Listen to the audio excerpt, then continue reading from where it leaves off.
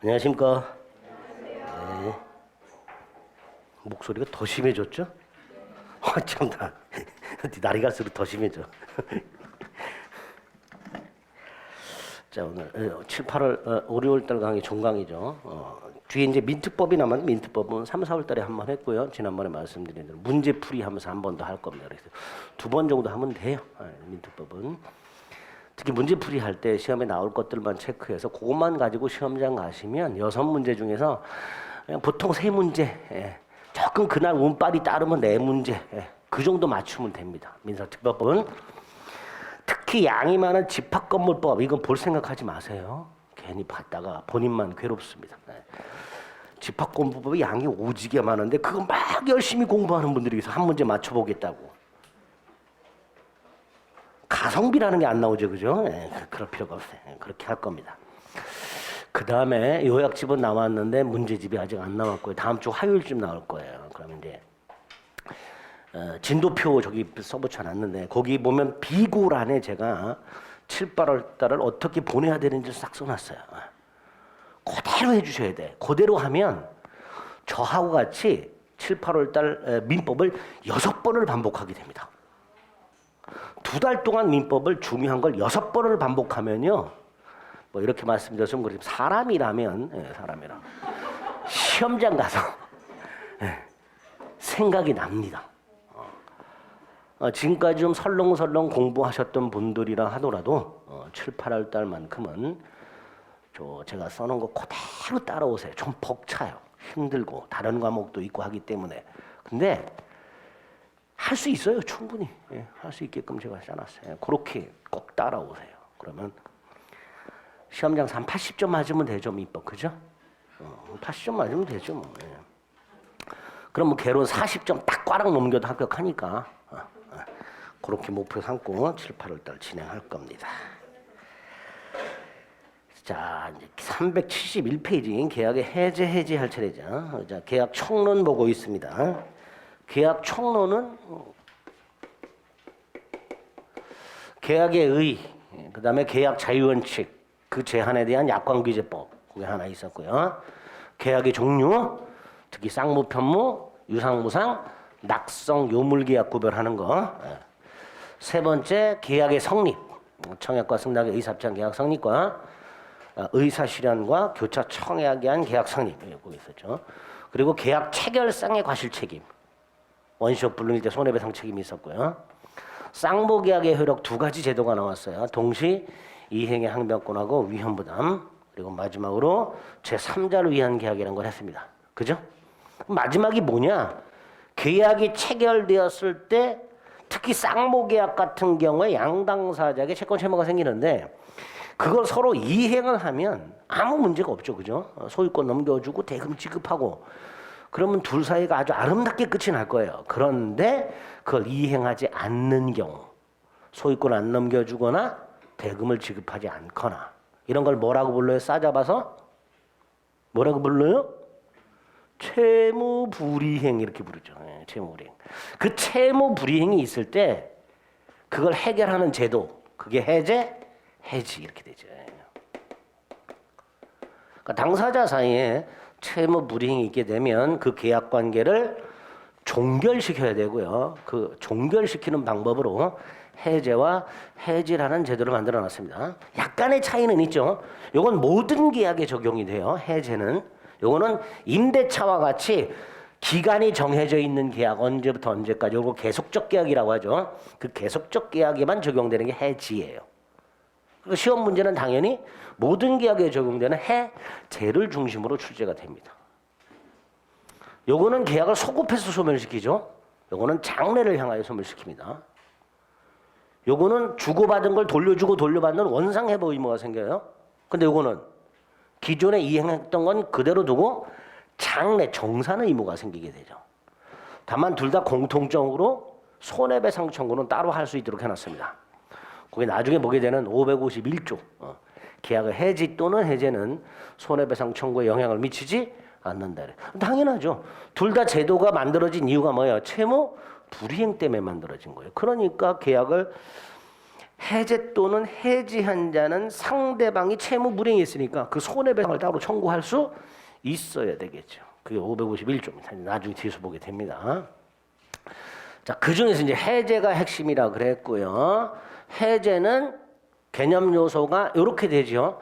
계약이 유효하게 성립했죠. 계약이 체결됐고 유효해요. 근데 계약을 한 후에 일정한 사유가 생겨요. 그래서 이걸 기초로 계약을 소급해서 소멸시키고 그 다음에 상대방의 동의나 승낙을 받을 필요 없는 일방적인 의사표시 이렇게 되죠. 요게 해제죠. 따라서 계약이 체결되지 않은 상태, 즉 의사표시의 효력이 발생하기 전에 그 의사표시를 소멸시키는 철회하고 구별해야 되고요. 그죠? 철회라는 것은 의사표시가 효력이 생기기 전에 소멸시키는 거라 그러죠. 그래서 민법 총칙에서 상대방이 있는 의사표시가 상대방한테 도달하기 전에는 철회할 수 있다. 도달 후에는 철회하지 못한다. 보통 이렇게 얘기하죠. 두 번째로 해제를 하려면 그 해제 사유가 계약 이후에 발생해야 되죠. 반면에 취소는 어때요?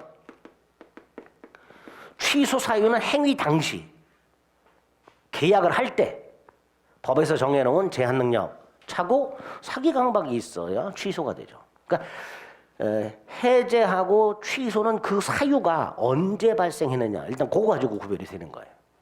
좀 다르죠. 이건 해지하고 구별하면 되는 거예요. 해지는 장래 소멸이고요. 그 다음에 일방적인 거죠. 뭐하고 구별해야 돼요? 합의 해제. 요 합의 해제가 시험에 아주 잘 나오죠. 해제와 구별해가지고 합의 해제가 시험에 아주 잘 나옵니다. 371페이지를 보면 구별 개념에 합의 해제, 해제 계약이 있어요. 해제는 일방적인 거고 합의 해제는 상대방과 계약을 하는 거죠. 그죠? 그러니까 해제와 구별이 되죠. 관련 판례 1번. 서로 의사가 합치가 돼야 되죠. 그죠? 2번 묵시적 합의 해제도 가능하죠. 묵시적 합의 해제도 가능합니다. 그 표현 두 가지. 1번 두 번째 줄 의사가 합치될 것. 계약이니까. 2번 묵시적 합의 해제도 가능하다. 그리고 한 장을 넘겨서 자주 나오는 거. 3번에 니은. 해제는 단독행위고 해제계약은 계약이기 때문에 민법상 해제와 관련된 규정은 해제계약에는 적용되지 않기 때문에 손해배상 청구 못한다는 거. 합의 해제의 경우에는 손해배상 청구를 못한다는 거. 관련 판례 1번. 해제의 경우에 돈 돌려줄 때 이자 붙여야 되지만 합의 해제는 이자를 붙일 필요가 없다라는 거. 그 두 가지가 아주 잘 나오죠. 관련 판례 3번. 합의 해제의 경우도 제3자는 보호된다. 제3자 보호된다. 해제와 마찬가지로. 그 밑에 디귿. 계약을 합의 해제한 후에 당사자가 다시 만나서 부활하기로 약정할 수 있다. 이런 것들이 합의 해제에서 출제가 되는 지문들입니다. 자, 마지막으로 비교해야 될 게 실권약관이라는 거죠. 해제는 해제한다는 의사를 표시해야 돼요. 그런데 해제한다는 의사를 표시할 필요 없이 자동 해제되는 경우가 있더라요. 근데 자동 해제되려면 당사자 사이에 특약을 미리 해야 된다. 이걸 뭐라 한다? 실권약관. 자동 해제 특약. 이러이러한 사정이 있으면 계약은 자동 해제된다. 라고 특약을 한 거를 뭐라 한다? 실권약관이라 한다. 그 실권약관이 대법원에 의할 때 두 종류가 있다. 하나는 중도금을 지급하지 않으면 자동 해제된다. 또 하나는 잔금을 지급하지 않으면 자동 해제된다. 이런 두 가지 실권약관을 구별할 수 있어야 된다 그랬습니다. 첫째, 중도금의 경우에는 선이행 의무죠. 보통. 그러니까 중도금 지급하지 않으면 자동 해제된다는 약정이 있을 때는 실제로 중도금을 지급하지 않았을 때 자동 해제 되겠지. 하지만 잔금은 어때요? 상대방의 소유권 이전과 동시행 관계죠. 따라서 잔금을 지급하지 않으면 자동 해제된다는 약정이 있는데 잔금을 지급하지 않아. 그것만으로는 자동 해제되지 않고 잔금 미지급이 뭐에 해당이 되어야? 지체. 매도인이 소유권을 옮겨줌에도 불구하고 매수인이 잔금을 지급하지 않는 지체 상태여야 자동 해제된다. 두 가지 구별하시면 되죠. 동그라미 2번과 동그라미 3번 두 가지 체크해서 구별해 주시면 됩니다. 해제의 뜻과 구별 개념을 살펴봤어요. 특히 구별 개념 중에서 합의 해제는 반드시 정리를 해 두셔야 됩니다. 세 번째가 요거 해제 사유. 계약 이후 발생하는 해제 사유. 해제 사유라고도 하고 뭐라고도 해요? 해제권 발생 원인 이렇게도 부르죠. 해제 사유 또는 해제권 발생 원인. 두 가지가 있죠. 당사자가 미리 약정한 거, 약정 해제 사유, 약정 해제권이 있고요. 법에서 미리 정해놓은 거, 법정 해제 사유, 법정 해제권이 있는데 그 중에 핵심이 뭐예요? 법정 해제권, 법정 해제 사유죠. 이 373페이지 약정 해제권은 심심할 때 읽어보면 되고요. 야, 심심할 겨를이 없다 이 자식아. 안 읽어도 돼요. 안 심심한. 374페이지 법정 해제권이 딱 나왔어요. 자, 법정 해제 사유가 뭐냐? 법에서 미리 정해놓은 거예요. 근데 이게 두 종류가 있어요. 모든 계약에 공통적으로 적용되는 게 있어요. 이게 일반적 법정 해제 사유라고 부릅니다. 반면 어떤 특정한 계약에만 따로 규정을 하는 게 있어요. 이걸 개별적 법정 해제 사유라고 하는데 우리가 관심을 가져야 되는 건 뭐예요? 일반적 법정 해제 사유. 법정 해제 사유 중에서 일반적인 거, 모든 계약의 공통적인 거, 그게 뭐예요? 채무 불이행이라고 계속 말씀드려요. 그 채무 불이행의 유형이 가장 대표적인 게 이행 지체라는 거고, 쌍벽으로 이루는 게 이행 불능이라는 거죠. 그래서 두 가지는 우리 민법에 규정이 되어 있어요. 대표적으로 이행 지체, 이행 불능. 다만 지체를 또 나눠놨죠. 보통의 이행지체와 정기행 이행지체. 이렇게. 이 두 가지는 우리 민법에 규정이 있는 거예요. 반면에 규정은 없지만, 계약 총칙의 규정은 없지만 채무 불이행의 유형으로 얘기되는 것들이 몇 가지가 더 있다. 하나가 불완전 이행. 이행이 불완전한 경우. 부수적 채무 불이행.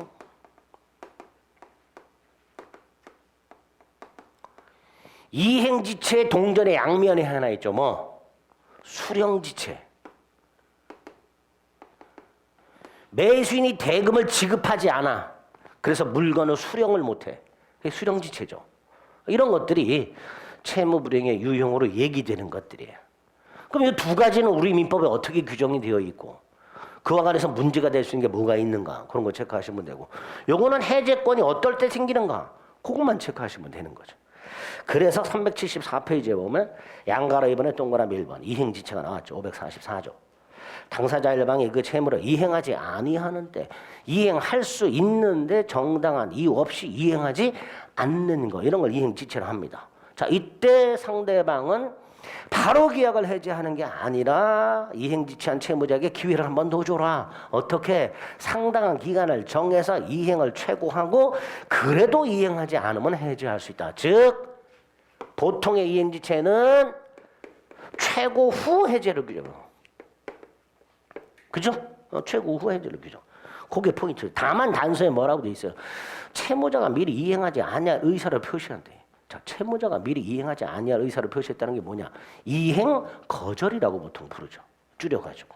그럴 때는 최고를 요하지 않는다. 아, 원칙은 최고 후 해제인데 최고 없이 해제하는 경우도 있을 수 있구나. 그럼 문제 포인트가 최고 후에 해제할 수 있는 경우와 최고 없이 해제할 수 있는 경우를 구별하라는 문제가 나올 수 있겠구나, 이런 생각이 드는 거죠. 그죠? 예.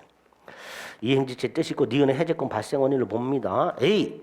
채무자 귀책 사유로 인한 지체가 있을 것. B. 상당 기간을 정해서 이행을 최고할 것. 자, 여기서 이제 문제가 되는 게 상당 기간을 정해서 이행을 최고할 것이라고 했는데 기간을 정하지 않고 최고한 경우하고 상당하지 않은 기간을 정해서 최고한 경우. 법에서는 분명히 상당 기간을 정해서 최고하라 그랬는데 기간을 아예 정하지 않아. 그냥 돈 내놔 이렇게 최고하거나 10분 내로 돈 내놔 이렇게 최고하거나, 그럼 기간을 정하지 않고 최고했거나 상당하지 않은 기간을 정해서 최고한 경우가 될 거예요. 이럴 때도 최고의 효력이 있냐? 최고의 효력이 뭐예요? 해제권 발생이에요. 그죠? 최고의 효력이 있냐? 그게 문제가 돼요. 그게 오른쪽 나에 있죠. 판례가 뭐라 그래요? 1번. 기간 안 정해도 된다. 상당하지 않은 기간을 정해서 최고해도 된다. 최고는 효력이 있다. 즉 해제권이 발생한다. 그죠? 또 하나가 다시 왼쪽 밑에서 세 번째 쪽 과다 최고예요. 과다 최고. 대금은 1억인데 1억보다 더 과다하게 최고한 경우. 자, 이 과다 최고는 우리 대법원이 두 가지 유형으로 나누죠. 과다한 정도가 근소한 경우와 현저한 경우로 나눠서, 근소하다면 원래의 채무 범위 내에서 최고 효력이 있는 반면에 현저하다면 최고는 부적법하다. 최고는 효력이 없다. 자, 최고가 효력이 없다면 해제권이 발생하지 않으니까 해제를 하더라도 해제의 효력은 발생하지 않는다. 이렇게 연결이 되겠죠. 거기 과다, 최고의 문제입니다. 그래서 상당한 기간을 정해서 이행을 최고할 것과 관련해서는 두 가지, 과다 최고하고 기간을 정하지 아니한 최고하고를 구별하시면 되겠습니다. 그 다음에 오른쪽에 보면 가운데 다가 있어요. 최고가 필요 없는 거, 이행 최고인데도 불구하고, 이행 지체임에도 불구하고, 그래서 최고를 해야 됨에도 불구하고 최고 안 해도 되는 게 있더라. 하나가 좀 전에 봤던 이행 거절. 그리고 우리가 생각해 볼 게 있죠. 미리 특약을 한 경우, 당사자가 계약을 하면서 이행 지체가 있다 하더라도 최고하지 않고 해제하기로 하자라고 특약한 경우 할 수 있겠죠. 그리고 이행 거절이 있겠죠. 2번. 채무자가 미리 이행하지 아니할 의사를 표시한 경우, 대금 지급 날짜가 1월 30일인데 1월 28일쯤 매수인이 연락이 와서 돈 안 줄 거다라고 미리 거절한 경우, 그 해제권이 생긴다라는 거예요. 계약이 자동으로 해제되는 건 아니고요. 해제권이 생긴다는 거예요. 문제는 우리 대법원이 그 해제권을 행사하지 않고 있는 사이에 상대방이 이행 거절 의사를 처리한 경우, 거기서 문제가 생기죠. 이럴 때 우리 대법원은 뭐라 그래요? 다시 원칙으로 돌아가라. 최고 후에 해제할 수 있다. 이게 시험에 아주 잘 나옵니다. 밑에 2번 채무자가 미리 이행하지 아니할 의사를 표시한 경우 이행 거절을 한다. 최고 없이 해제할 수 있다. 그런데 해제를 하지 않고 있는 사이에 이행 거절 의사가 적법하게 철회가 되면 기존에 있던 해제권은 소멸하고 다시 상당 기간을 정해서 이행을 최고한 후가 아니면 해제할 수가 없다. 이렇게 되죠. 그죠? 그리고 이제 따로 조문을 만들어 놓은 게 정기행위 이행지체죠. 정기행위지체는 한 장을 넘기면 545조에 있습니다. 계약의 성질이나 당사자 의사표시에 의해서 일정한 시일 또는 일정한 기간 내에 이행하지 아니하면 계약 목적을 달성할 수 없는 경우. 우리 시험에 나왔던 게 뭐가 있었을까요? 이거 사례 형태로 지문이 나왔었어요. 결혼식 화환을 꽃가게에 주문했는데 안 왔어. 그게 나왔죠. 그게 정기행위예요. 우리 시험에서 그렇게 나왔었어요. 자, 문제는 그런 정기행위 이행지체가 있을 때 상당한 기간을 정해서 이행을 최고할 수가 없지요. 결혼식을 뒤로 미루고 다시 꼭 가져와라고 할 수는 없잖아요. 그러니까 최고를 요하지 않아. 두 번째, 해제 의사표시는 따로 해야 되죠. 뭐라고 나왔어요? 정기행 이행지체가 있으면 꽃가게 주인이 실수로 꽃을 배달하지 못하면 계약은 해제된다. 이렇게 출제가 돼요. 해제된다가 아니라 최고 없이 해제할 수 있답니다. 해제 의사표시는 따로 해야만 됩니다. 디귿에 밑줄이 그어져 있죠. 정갱이는 그거 조심하시면 됩니다. 이게 이행지체의 해제권 발생 요건과 관련해서 나오는 것들이에요. 반면에 이행불능은 어때요? 이행할 수 없는 거죠. 이 이행불능은 주로 매도인에게 발생하는 거예요. 어떻게? 목적물이 멸실된 경우. 그죠? 갑이 이렇게 자동차를 팔았는데 그 자동차를 넘겨주기 전에 갑이 운행을 나갔다가 과실로 사고가 나서 폐차를 해버렸다. 그럼 갑의 잘못으로 자동차를 넘겨줄 수가 없게 됐다. 이런 게 뭐예요? 이행 불능이죠. 당연히 최고 없이 해제할 수 있도록 해놨겠죠. 546조 이행이 불능하게 되면 최고하란 말 없이 그냥 해제할 수 있다. 이렇게 돼 있죠. 자, 이 이행 불능에서 조심해야 될 게 몇 개 있어요. 첫 번째가 동그라미 2번. 일부 이행 불능. 일부 이행 불능의 경우는 어떻게 해야 될까? 원칙이 일부 해제입니다. 원칙이. 다만 불가분인 경우, 또 나머지 부분만으로 목적을 달성할 수 없는 경우, 이럴 때 예외적으로 전부 해제. 원칙이 전부 해제가 아니고요. 원칙은 일부 해제되 이행 가능한 부분만으로 목적을 달성할 수 없는 특별한 사정이 있을 때는 전부 해제 이렇게 됩니다. 3번의 기형. 이행 불능이라면 이행기를 기다릴 필요가 없지요. 당연히. 최고도 필요 없고요. 반대 당사자가 자신의 의무를 이행 제공할 필요도 없지요. 그죠?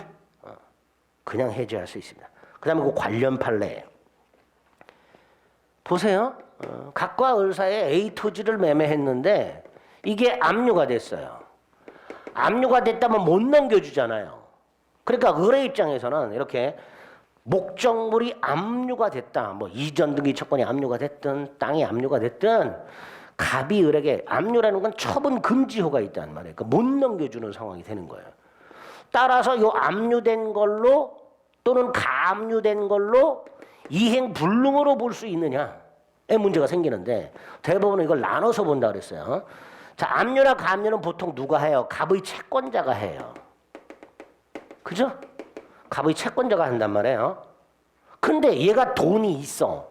돈 갚으면 돼. 갚으면 이걸 소멸시키고 넘겨줄 수가 있단 말이죠.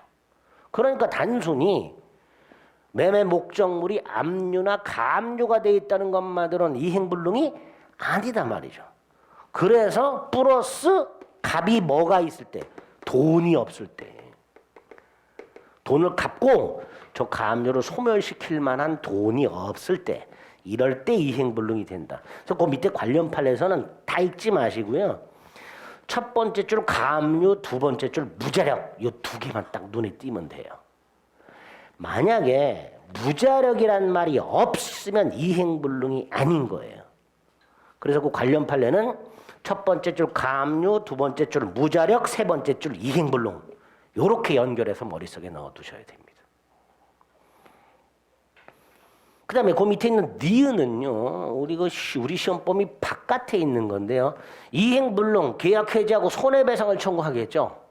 자, 그때 손해배상액을 산정하는 기준시기, 보통은 해제 당시입니다. 그런데 이행불능만은 불능 당시. 우리 시험범위 아닌데 출제가 된 바가 있습니다. 수험생분들이 경악을 했는데 뭐 답 고르는 데는 아무 지장이 없는데 이런 것 때문에 뭐 틀렸다고 자꾸 우기시는 분들이 계셔가지고 답 고르는 데는 아무 지장을 안 주는데도 불구하고 이런 게 등장하게 되면 수험생들이 당황을 하니까. 어쨌든 해제 이행불능으로 인한 계약 해제 시 손해배상의 액을 계산하는 기준 시기, 불능 당시, 요거만 하나 따로 기억을 해두시면 되겠습니다. 오른쪽 맨 위에 있는 디귿은 별거 아닌데 가끔 등장하는 지문이에요. 자, 아까요, 이행불능은 보통 매도인 잘못으로 목적물이 멸실되는 거라 그랬죠. 그죠? 근데 매수인 잘못으로 목적물이 멸실됐어요. 그럼 이건 이행불능이 아니에요. 아니잖아요. 매수인 지가 잘못해서 목적물이 멸실돼 갖고 못 넘겨받은 거니까 이건 채무 불이행이라 할 수가 없죠. 자, 그러면 다시 한번 생각해 보세요. 매도인과 매수인 사이에 계약을 했는데 그 매매 목적물이 매수인 잘못으로 멸실됐어요. 이건 뭐죠? 위험부담이죠. 그죠? 위험부담으로 가야죠. 그것도 누구 위험부담? 매수인 위험부담으로 가야죠. 그러니까 디귿, 매도인의 불능이 매수인 잘못에 의한 경우 매수인은 이행불능을 이로 계약을 해제할 수가 없다. 이렇게 되겠죠. 기타 해제권이 문제가 되는 경우 중에서 1번 불완전 이행이 있는 경우. 불완전 이행이 뭐예요? 이행을 했는데 제대로 안 하는 거죠. 하긴 했는데 제대로 안 하는 거예요. 이거 둘로 나눈다 그랬어요. 상당 기간을 정해서 완전한 이행이 가능한 경우, 이걸 추완이라 하죠. 추완이 가능한 경우와 가능하지 않은 경우로 나눠서 추완이 가능하다면 상당 기간을 정해서 추완을 최고하고 그래도 이행을 하지 않으면 해제할 수 있는 반면에 추완이 불가하다면 최고 없이 해제할 수 있다. 이렇게 되겠죠. 동그라미 2번. 부수적 채무 불이행을 이유로 원칙적으로 계약을 해제할 수 있다 없다? 없죠. 자, 여기서 부수적 채무가 어떻게 생기죠? 특약을 통해서 생기죠. 각과 을이 매매 계약을 하면서 특약을 했어요. 뭐라고? 다운 계약서를 쓰기로. 그러면 다운 계약서를 작성해 줄 의무, 계약서의 실제 대금보다 줄여서 기재해 줄 의무, 이건 뭐예요? 부수적 채무. 따라서 그걸 안 써준다 해서 채무 불이행을 할 수는 없으니 계약 자체를 해제할 수는 없다. 이렇게 연결이 되겠죠. 그 판례 확인하시고. 3번 채권자 지체는 수령 지체라고 그랬어요. 매수인이 대금을 지급하지 못하니까 물건을 수령하지 못하고 있는 상태라고 그랬어요. 자, 매도인이 어떻게 해요? 언제까지 대금을 지급하고 물건을 가져가라. 수령을 최고 하겠지요. 결국 수령지체는 이행지체와 마찬가지로 상당한 기간을 정해서 수령을 최고한 후에 해제할 수 있다. 이렇게 되겠죠. 그죠? 4번은 계약 체결 당시의 사정이 현저히 변경된 경우에 계약을 해제할 수 있는가 정확하게 기억하셔야 됩니다. 사정 변경을 이유로 계약을 해제할 수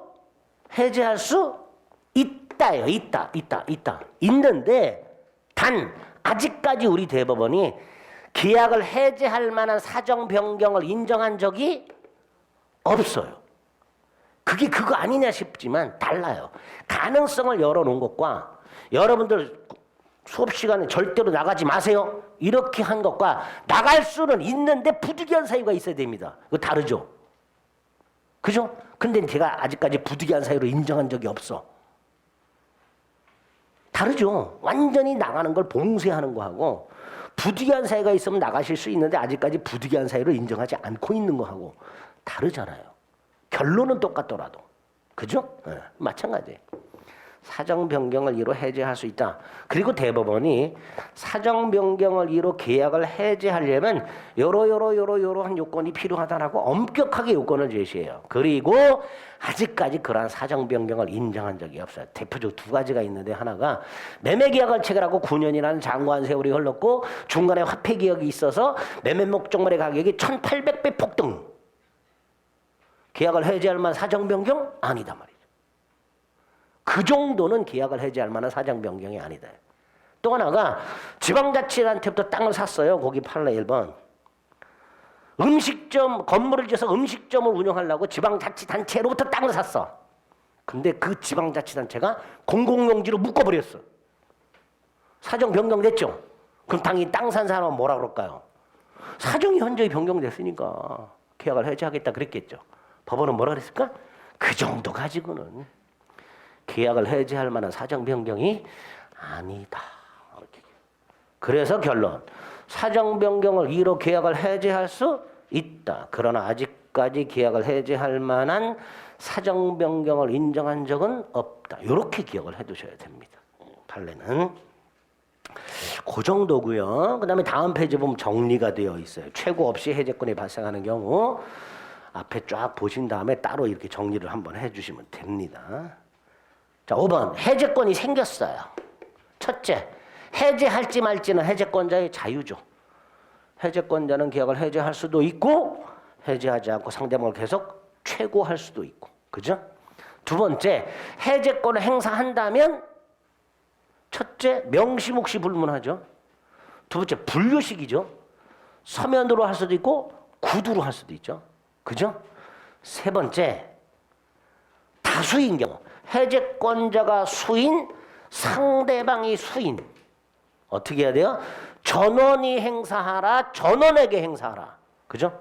전원이 행사하라, 전원에게 행사하라. 이런 내용들이 나오게 됩니다. 오른쪽 먼저 볼게요. 547조. 당사자 일방 또는 쌍방이 수인인 경우 계약의 해지나 해제는 그 전원이 전원에게 하라. 물론 동시에 하라고는 안 돼 있죠. 어떤 의미예요? 자, 각과 을이 공유하고 있던 땅을 병한테 팔았어요. 병이 대금을 지급하지 않아요. 그래서 각과 을이 짰어요. 끝내 대금을 지급하지 않아요. 해제권이 생기죠. 자, 이 상태에서 갑이 먼저 해제했어요. 갑이 먼저 해제할 수 있다 없다? 있지요. 동시에 하라는 게 아니니까. 갑은 해제할 수 있다. 자신의 지분에 관해서 계약을 해제할 수 있다. 그러나 아직 해제 효력은 발생하지 않았다가 되는 거예요. 그럼 언제 해제 효력이 생겨요? 을도 해제했을 때. 갑과 을이 해제권을 갖고 있을 때 전원이 하라는 말은 동시에 하라는 말이 아니라 따로따로 할 수 있대. 전원이 해야 해제 효력이 생긴다 이런 뜻이란 말이에요. 질문이 이렇게 나오죠. 공유자적 1위는 자신의 지분에 관해서 계약을 해제할 수 없다. X. 있다. 있는데 아직 해제 효력은 발생하지 않았다. 그렇게 해석을 하셔야 된단 말이죠. 그게 547조입니다. 그래서 밑에 뭐라고 돼 있어요? 공동으로 할 필요는 없다. 공동으로 할 필요 없다. 그죠? 전원이 해야 해제 효력이 생기게 됩니다. 그런 의미로 이해하시면 되겠습니다. 그래서 다음 페이지 3번에 뭐라고 그랬어요? 일부 공유자가 자신의 지분에 관해서 해제하는 것은 가능하다. 그죠? 동시에 하라고 안 그랬으니까 따로따로 할 수는 있다. 그런 의미입니다. 판례가. 다시 돌아옵니다. 378페이지.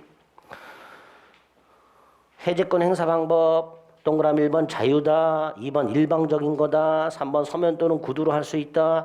양가로 2번에 동그라미 1번 단독행위니까 원칙적으로 조건이나 기한을 붙일 수가 없다. 다만 첫째 상대방이 동의한 경우 붙일 수 있죠. 또 하나 언제까지 이행하지 않으면 해제된다.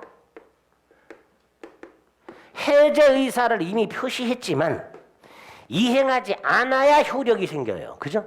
해제권을 미리 행사한 거예요. 뭘 붙여서? 조건 붙여서. 어떤 조건? 이행하지 않는다는 조건을 붙여서. 네가 그때까지 이행하지 않으면 이게 조건이에요. 계약은 해제된다. 이렇게. 즉 그때까지 이행하지 않는다는 것을 정지 조건으로 해서 해제권을 행사한 거란 말이죠. 그러니까 해제권 행사에 정조건 붙일 수 있구나. 이렇게 해석을 하게 되는 겁니다. 거기 관련 판례고요. 오른쪽 두 번째 줄 해제 의사 표시가 상담 때 도달한 후에는 당연히 뭐 하지 못한다? 처리하지 못한다. 그다음 해제권 행사 기간. 해제권은 형성권이죠. 당사자가 행사 기간 정할 수 있습니다. 계약을 하면서 우리 혹시라도 해제권이 생기면 1년 내 행사하기로 하자라고 기간 정할 수 있어. 있는데 안정하면 10년이. 자, 이 안정했을 때 문제가 생기죠. 552조 해제권 행사 기한을 정하지 아니한 때 몇 년? 10년. 너무 길어. 그러니까 상대방이 물어볼 수 있어. 너 해제할 거냐 아니냐 이렇게. 그리고 확답을 받지 못하면 해제권은 소멸하도록 하고 있습니다. 해제권 소멸 사유 중에 하나죠. 그 552조 조문입니다. 기억해 주시고요. 불가분성 말씀드렸고 조문 확인했고요. 다만 이 불가분성은 다음 페이지에 보면 임의 규정이라는 거. 임의 규정이니까 뭐예요? 불가분성을 배제하는 약정할 수 있다 없다? 있다. 불가분성 배제 약정할 수 있다. 자, 그 다음에 또 중요한 게 해제의 효과죠. 자, 어느 일방의 이행지체를 이유로 계약을 해제했다. 어떤 효과가 생기느냐? 첫째, 계약은 어떻게 되죠? 해제의 효과? 소급 소멸. 소급해서 소멸했으니까 주고받은 게 없으면 그걸로 끝나지만 준 게 있거나 받은 게 있으면 돌려주고 돌려받아라. 그걸 뭐라 그래요? 원상회복. 다만 누구는 보호돼요? 제3자 보호. 그죠? 548조 1항. 원상회복 의무가 있다. 단서. 그러나 제3자 권리는 해하지 못한다. 그죠? 그리고 마지막이 뭐예요? 551조 손해배상 청구. 요게 채무 불이행을 이유로 하는 법정 해제의 효과 세 가지. 소급 소멸, 원상 회복, 손해배상 청구 이렇게 됩니다. 자, 여기서 소급 소멸 뭐가 문제가 돼요? 부동산 매매에서 각과 을 사이에 A 토지 매매했는데 그 후 그에게 등기까지 넘겨줬는데 계약이 해제된 경우 해지 말고 해제. 여기서만 해요. 소급 소멸했습니다. 계약이 해제가 되면 뭐도 소멸, 등기 효력도 소멸. 그래서 우리가 물권법 총론에서 본 대로 을등기를 말소할 필요 없이 소유권은 갑에게 복귀가 되고 갑은 을을 상대로 복귀한 소유권에 기초하여 말소 등기나 진정 명예회복을 위한 이전 등기를 청구할 수 있는데 이 청구권은 두 가지 성격이 있죠. 하나가 복귀한 소유권에 기초한 물권적 청구권이고 또 하나가 원상 회복 청구권의 의미가 있잖아요. 말소 청구할 수 있단 말이죠. 그런데 여기서 어떤 문제가 생겨요?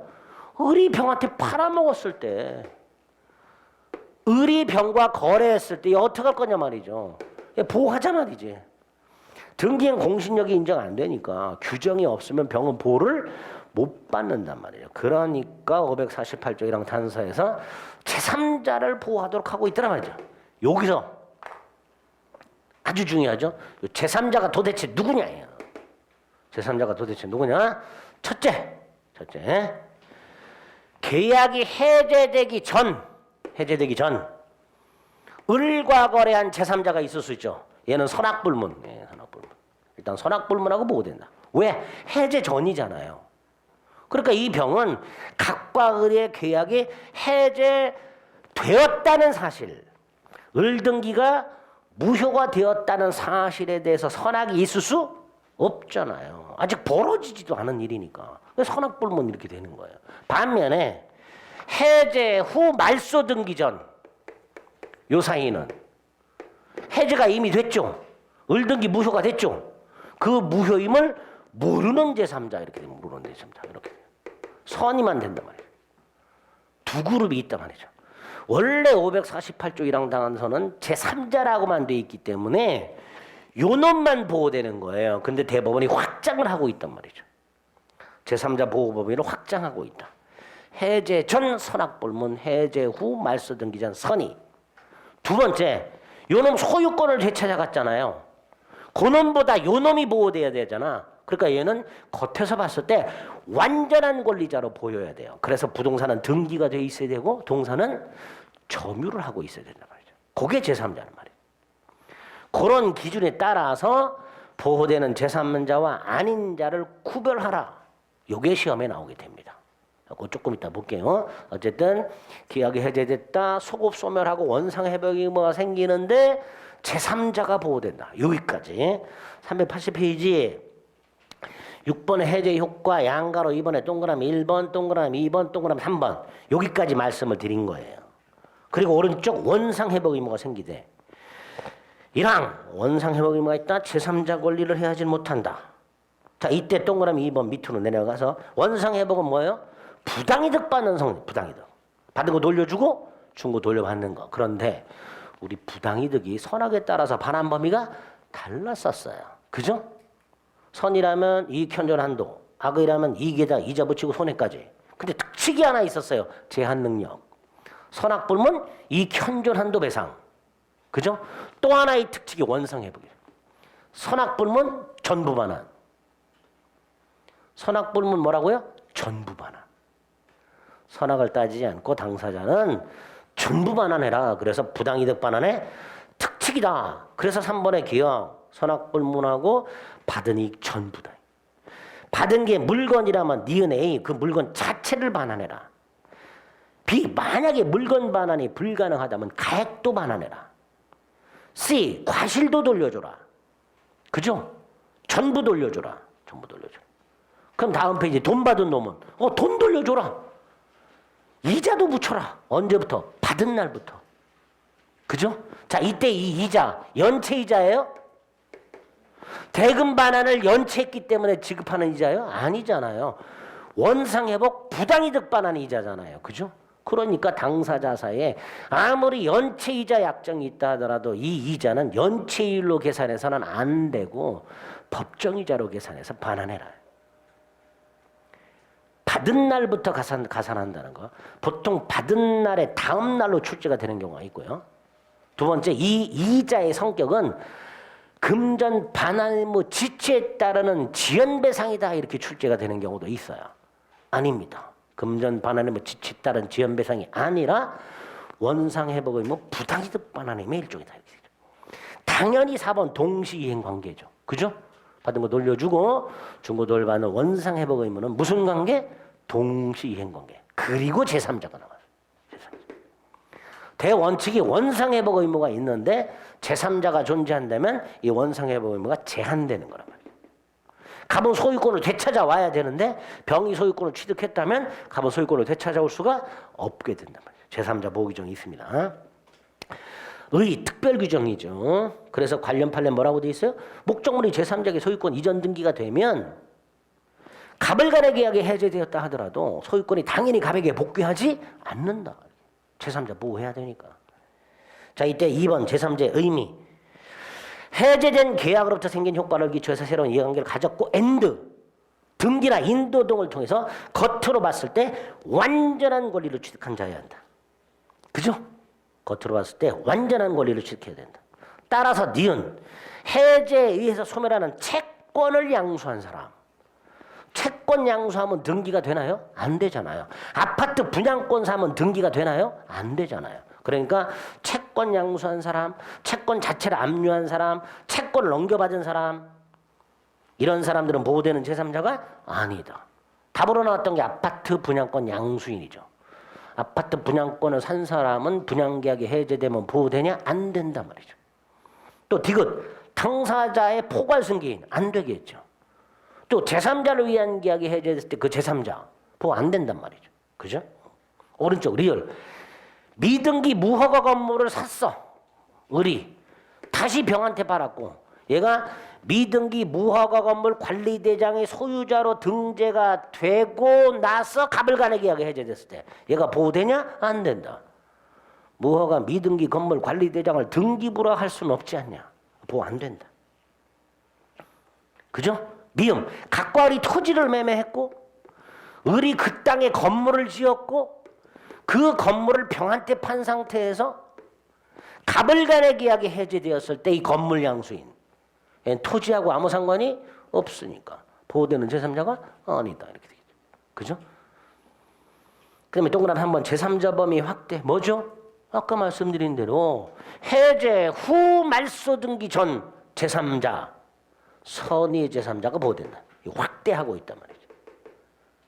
동그라미 3번이죠. 4번은 따로 보셔야 되는데요. 자, 갑과 을 사이에 주택을 매매했어요. 그 주택을 을과 병 사이에 임대차를 했고요.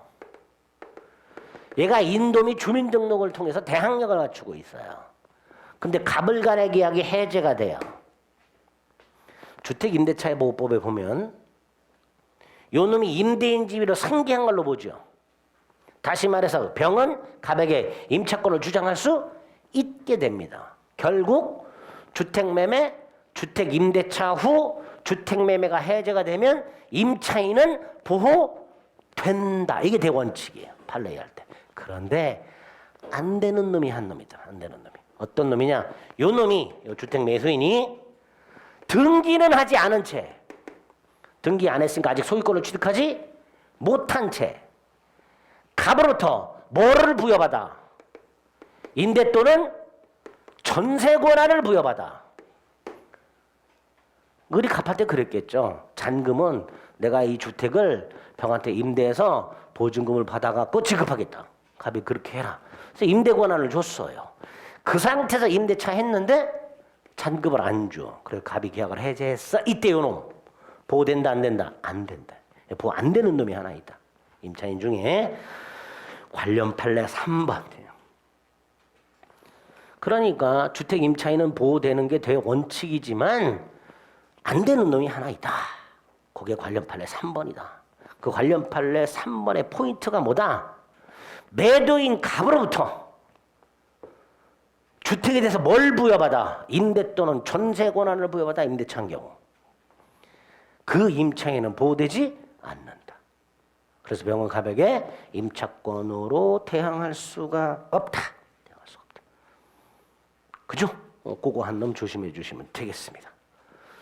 자, 마지막 효과가 뭐예요? 따로 손해배상 청구할 수 있다. 다음 페이지 551조. 조문이 그대로 잘 나와요. 계약의 해지 또는 해제는 손해배상 청구에 영향을 미치지 않는다. 자, 그 말은 계약 해제하고 원상회복 청구하고 따로 뭐 할 수 있다. 손해배상 청구할 수 있다라는 뜻입니다. 자, 이때 손해배상 계약과 관련된 손해배상이 두 종류가 있다 그랬어요. 이행이익 배상과 실뢰이익 배상. 여기서 무슨 배상일까요? 이행이익 배상이 원칙입니다. 다만 당사자가 실뢰이익 배상을 계산해서 청구했을 때 법원은 기각을 하지 않고 받아준단 말이죠. 이행이익 배상이 원칙이긴 하나 실뢰이익 배상을 청구할 수도 있다. 그거 확인하시고. 지금 보통 배상액 상정 시기는 언제를 기준으로 한다고 그랬어요? 해제 시. 근데 아까 뭐라 했죠? 이행불능의 경우에는 불능 당시라 그래요. 불능 당시. 그리고 3번 원상회복과 손해배상도 뭐다? 동시 이행관계다. 그 정도. 그래서 계약 해제권 발생 원인과 지금 본 해제의 효과 두 덩어리가 해제에서 아주 중요한 거고요. 특히 해제의 효과가 그래서 보호되지 않는 제3자 반드시 기억을 해두셔야 됩니다. 올해 박스 쳐놓고 출제가 될 가능성이 대단히 높습니다. 계약 해제로부터 보호되는 제3자가 아닌 경우 이런 식으로 나올 수 있으니까 반드시 기억을 해두셔야 됩니다. 384페이지 보면 해제권 소멸사유가 쭉 나와 있죠. 그죠? 그 소멸사유 중에서 4번에 제척기간 경과가 있고요. 오른쪽 특수한 소멸사유 2개가 있습니다. 그것만 확인하시면 되는데 특히 특수한 소멸사유 중에 최고는 받고요. 또 하나가 뭐예요? 해제권자가 계약을 해제할 권리를 갖고 있는 자가 고의 또는 과실로 목적물을 훼손했거나 반환 불가능하게 만들었거나 개조 가공을 했거나 그럼 계약을 해제하더라도 원물을 돌려줄 수가 없게 되었으니 해제권은 소멸한다. 해제권 특유한 소멸 원인 간단히 확인하시면 되겠습니다. 계약 해지는 계속적 계약 관계에서 장래를 향하여 소멸시킨다라고 되어 있고요. 해지 사유도 약정 해지 사유와 법정 해지 사유가 있을 수 있고요. 특히 법정 해지는 어디서 많이 만나죠? 우리 법정 해지 어디서 많이 만나는데 만나본 적 없어요? 임대차 가면 오지게 나오잖아요. 뭐 이익이 차이면 해지할 수 있네. 임대인 동의 없이 임차권 양도 전대하면 해지할 수 있네. 뭐 등등등. 그죠? 그런 것들이 다 계약 해지에서 나오는 것들. 특히 법정 해지권에서는요. 동그라미 2번. 사정 변경을 이유로 하는 해지를 인정하면서 그 사정 변경까지 인정한 게 있어요. A 회사의 대표이사로 취임하는 갑이 이 회사 채무를 보증을 섰는데 중간에 이사직을 사임하게 되었을 때 사정 변경됐지요. 그 보증계약을 해지할 수 있는가? 해서 우리 대법원이 두 종류로 나눠서 보죠. 이 이사가 보증을 선 그 채무가 특정 채무 이거는 해지를 못한다. 그러나 장래 발생하는 불특정 채무 이런 걸 계속적 보증, 포괄 근보증 이렇게 불러요. 계속적 보증 또는 포괄 근보증이 뭐냐? 고민하지 마시고 장래 발생하는 회사의 불특정 채무 어떤 채무가 얼마가 발생할지 불분명해. 그걸 보증서는 걸 뭐라 한다? 계속적 보증, 포괄 근보증이라고 합니다. 이거는 해지할 수 있다. 이거는. 그래서 판례 문구가 이렇게 돼 있죠. 2번. 회사 이사가 채무액과 변제기가 특정된 채무를 보증했다. 그거는 계속적 보증 또는 포괄 근보증과는 달리 보증계약을 해지할 수 없다. 그럼 반대로 해석하면 계속적 보증이나 포괄 근보증은 해지할 수 있다. 이렇게 되겠죠. 그죠? 사정 변경에 의한 해지 인정하고 있다라는 거. 4번 해지권도 일방적인 거고 불가분성 적용되고 오른쪽 계약은 장래를 향하여 소멸하니까 원상회복 의무가 아니라 청산 의무가 생기고 따로 뭐 할 수 있다? 손해배상 청구할 수 있다. 이렇게 돼 있죠. 그러면 이제 4번에 보면 해지 기간이라고 돼 있는데요. 민법에서 말하는 해지 기간이란 해지를 언제까지 해야 되느냐가 아니고요. 해지의 의사표시가 상대방한테 도달 하고 나서 얼마가 지나야 해지가 되느냐. 이게 해지 기간이에요. 근데 해제든 해지든 상대방 있는 의사표시니까 대원칙이 상대방한테 도달한 때 효력이 생겨야 돼요. 그죠? 그런데 임대차가면 예외적으로 해제 의사표시 상대방한테 도달하고 나서 일정한 기간이 지나야 해지가 되는 걸 규정하고 있더란 말이죠. 이따가 보게 되지만 이걸 뭐라 그래요? 해지 통고라고 합니다. 그때 그 기간을 뭐라 한다? 해지 기간이라고 합니다. 해지 의사 표시가 상대방한테 도달한 후 일정 기간이 지나야 해지되는 경우 그걸 해지 기간이라 하고 미리 개념을 잡아 두셨다가 임대차 가서 다시 한번 보시겠습니다. 됐죠? 해제는 요 정도 두 문제가 나올 때도 있으니까요. 철저하게 기억을 해 두시고요. 이제 강론 매매하고 임대차 2개 남았습니다. 잠시 쉬었다가 보겠습니다.